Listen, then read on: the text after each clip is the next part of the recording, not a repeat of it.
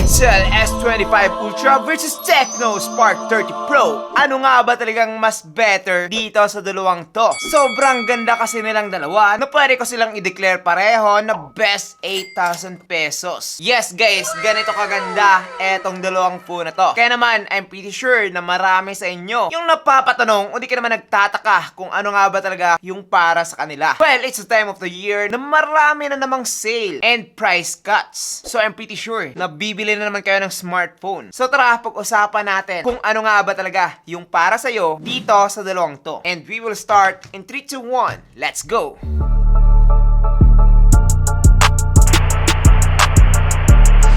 What's up guys, I am JP and this is JDN TV. Kung hindi ka pa nakasubscribe, well definitely mag-subscribe ka na dahil nga marami pa tayong upcoming phone giveaways. So sayang naman kung hindi ka makaka-join. Now first of all, let's compare the box. So kung makikita nyo naman dito guys, ang nipis nitong Itel S25 Ultra. So medyo kinulang sila sa packaging, medyo nagtipid. Pero ito naman si Tecno Spark 30 Pro, perfect na perfect pang gift. Meron tayong napaka-cool na unboxing experience kapag ito yung binili nyo. Just look at that. O, diba? So, kung naghahanap ka ng pang gift, well, meron ka ng plus dito kay Tecno Spark 30 Pro. Although, pagdating sa contents ng kanilang inside, halos magkapares lang naman. Now, hindi naman yun yung gagamitin natin, diba? Eto. Kaya naman, let's start. Pagdating dito guys, sa kanilang build quality, kung makikita nyo naman, ibang-iba yung kanilang design. Ibang-iba yung kanilang mga target market. And masasabi ko lang dito is, eto ay pang teenager or pang gamer. While eto naman yung pang adults and pang professionals. Dito kay Tecno Spark 30 Pro, we have an Optimus Prime inspired na design dito. Optimus Prime ng Transformers. Okay na okay, di ba? While eto naman si Itel S25 Ultra, meron tayong Samsung inspired dito. So, kung hindi nyo alam, etong design na to guys ay hinango sa Samsung. Kamukhang kamukha lang naman niya yung Samsung S24 Ultra. And flagship yon ng Samsung. So, inunahan na nila guys, S25 Ultra by Itel. Now, design-wise, kung ako yung papipiliin dito, mas gugustuhin ko etong si Itel S25 Ultra. It's because, kapag tinitingnan nyo siya guys, pang malapitan or pang malayuan, maganda talaga siya. Sobrang premium niya talaga. While eto naman si Tecno Spark 30 Pro,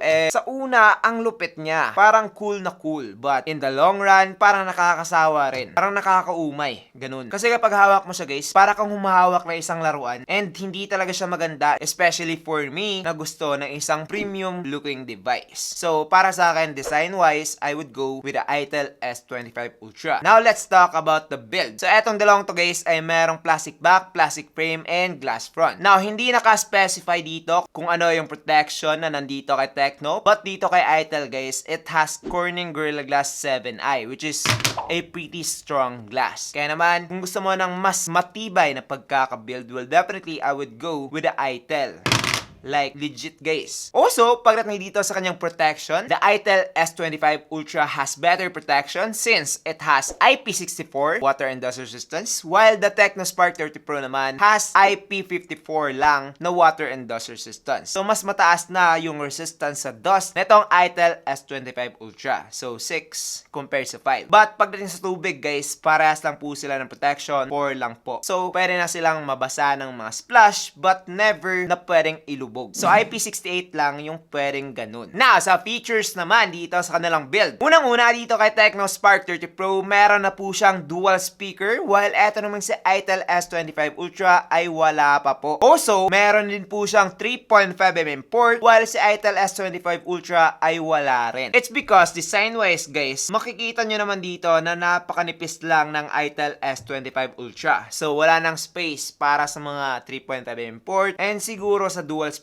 I doubt na nagre-restrict yun para sa dalawang speaker. Pero, yes, dual speaker plus 3.5mm port, makukuha mo yan dito kay Tecno Spark 30 Pro. And hindi lang siya basta-bastang dual speaker, guys. Magandang symmetrical audio na dual speaker. Yes, high-res audio na yung andito sa phone na to. While again, kay Itel S25 Ultra, wala po. So, overall, pagdating dito, if you want the looks or pagiging manipis and pagiging maganda at matibay, will definitely go for the Itel S25 S25 Ultra. But kung gusto mo naman ng complete features, maganda yung sound, will definitely go for the Tecno Spark 30 Pro. Ganun lang kadali. Walang perfect na smartphone pagdating dito. Now, let's talk about the display. So, kung makikita nyo naman dito guys, saan yung mas maliwanag? Well, kung sinabi nyo si Tecno Spark 30 Pro, you are right. Parehas lang po silang mayroong 6.78-inch AMOLED display with 1080p Full HD Plus resolution and 120Hz refresh rate. The only difference is the Tecno Spark 30 Pro can get up to 1,700 nits of peak brightness, while eto naman si Itel S25 Ultra ay hanggang 1,400 nits lang po. Ngayon, halos magkaparas lang naman to in real world. Pero again, kapag nasa max na talaga, mas maliwanag lang ng konti etong si Tecno Spark 30 Pro. So, mas better siya for outside usage. Kapag kayo nagbabiyahe sa labas, kumakain, mas maganda tong gamitin. Now, isa pang difference dito guys is kitang-kita nyo naman, di ba? The Itel S25 Ultra has curved display. So, kung gusto mo ng curved display, kung fan ka ng curved display, well, definitely mas pipiliin mo talaga to. Just look at that. Parang wala ng bezels, di ba? And it's pretty amazing na magkaroon ng ganitong phone at this price point. Like, legit guys, hindi ako nag-expect na merong ganitong phone at this price point. Sobrang ganda ng pagkaka-curve niya. Hindi yung parang cheap lang o di ka naman pangit tingnan. Eto guys, sobrang ganda. Sobrang thin ng mga bezels dito. And unang tingin, akakalain mo talaga na isa na siyang 30K na type of smartphone. Yes, ganun kaganda yung kanyang display. While eto naman si Tecno Spark 30 Pro is okay na okay rin. Medyo manifest na yung kanyang mga bezel dito. Meron tayong flat na display. Kaya naman para sa akin ay nag-focus talaga sila para sa mga gamers since mas maganda mag-gaming guys na hindi curve. More accidental touches kasi kapag curved display. And so far, okay na okay pa rin naman yung display itong Tecno Spark 30 Pro. Walang mas mabilis dito. Parehas lang silang walang delay or lag. So para sa akin, it depends guys. Kung gusto nyo ng curve, go for the Itel S25 Ultra. Kung gusto nyo naman ng flat, go for the Tecno Spark 30 Pro. Para silang maganda pagdating dito sa display. These are the two best phone that you can get kung gusto mo ng magandang display. Now, let's talk about the performance. So, etong dalawang phone na to guys ay magkaiba. So, meron din silang parehas of course. Parehas silang merong Android 14 dito, which is latest ngayon. And pagdating dito sa kanilang mga chipset, dito na, nagkaiba. Nagbabattle na. Away nga kayo. Eh.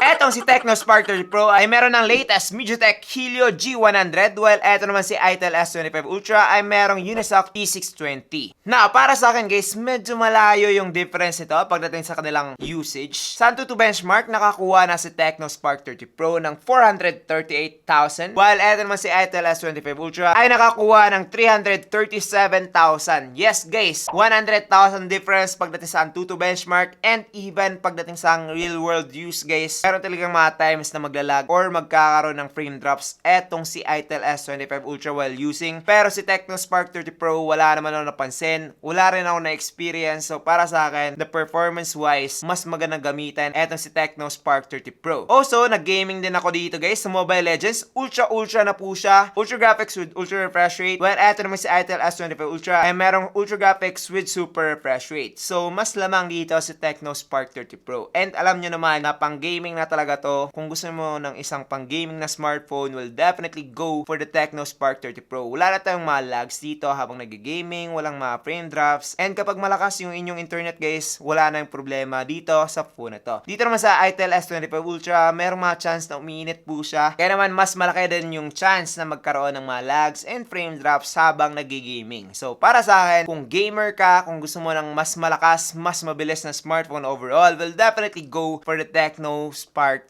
30 Pro. Mas recommended ko to guys, especially para sa silang merong up to 16GB of RAM and 256GB of storage. Kaya naman para sa akin, pagdating sa performance overall, Tecno Spark 30 Pro is the one to choose kung gusto mo ng mas mabilis and mas malakas na smartphone. Now, let's talk about the battery. So, etong dalawang phone ito guys ay merong 5,000 mAh battery. Parehas lang po sila pagdating sa usage. Halos one day lang. Pero kapag kayo mga casual user lang, well definitely magagamit mo itong dalawang phone ito ng up to 2 2 days. Ngayon, sa charging guys, eto yung malaking difference. The Tecno Spark 30 Pro has 33 watts of fast charging, while eto namang si itel S25 Ultra ay meron lamang 18 watts. Pagdating dito guys, halos 2 times na yung speed ng charging nitong Tecno Spark 30 Pro. That is why kung gusto nyo ng mas mabilis na charging, well definitely go for this one. But pagdating sa pag-gaming guys, gusto ko silang pareho dahil nga meron na silang bypass charging. So kapag kayo nagpaplano mag-gaming habang nag-charge, pwede mo na gawin yan with these two phones. Doon na sila kukuha sa mismong outlet ng power para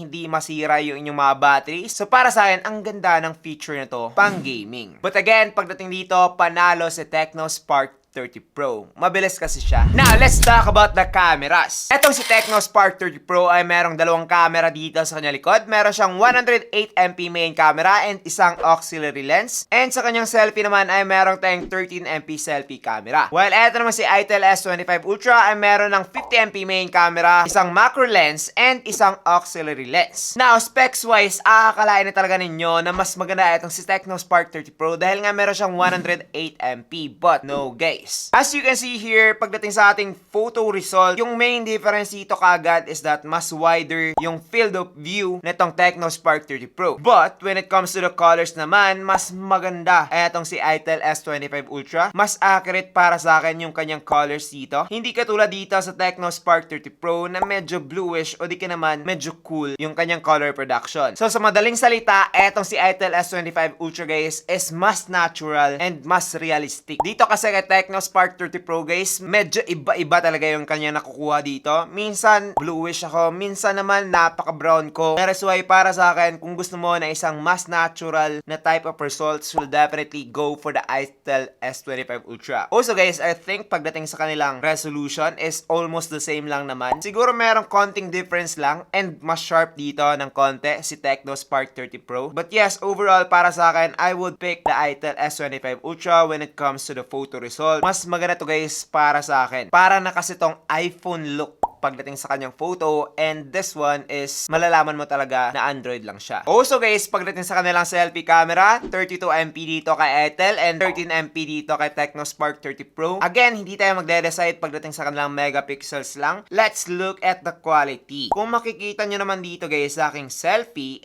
mas natural pa rin talaga yung kuha ng itel S25 Ultra, and even the lighting is better. Mas nakukuha niya yung tamang lighting and mas accurate talaga siya overall. So, selfie camera, mas high yung resolution ng itel and mas maganda talaga yung kanyang photo overall. Now, compare naman natin yung video. So, etong dalawang photo guys ay makakakuha na ng up to 2K at 30fps. But, etong si Tecno Spark 30 Pro ay merong option na 1080p at 60fps. So, try na lang natin yung kanilang mga 1080p. 30fps versus 60fps. Naman guys, yung video quality using the Tecno Spark 30 Pro, 1080p at 60fps, ano sa tingin nyo? Okay ba? Comment down below. So this is the video quality using the itel S25 Ultra and also the audio. So ano sa tingin nyo? Okay ba? Comment down below. Ito guys, yung video quality using the itel. Now, after seeing the results guys, mas gusto ko pa rin talaga yung video result nitong itel S25 Ultra. Siguro pagdating ito sa kanilang mga processing powers, mas maganda yung image processing overall ng itel S25 Ultra. That is why mas maganda rin yung kanyang mga result. Pagdating sa photo and video, mas okay overall yung camera ng itel S25 Ultra. So if you're looking for a better camera, alam nyo na. Overall guys, ano ba yung para sa inyo?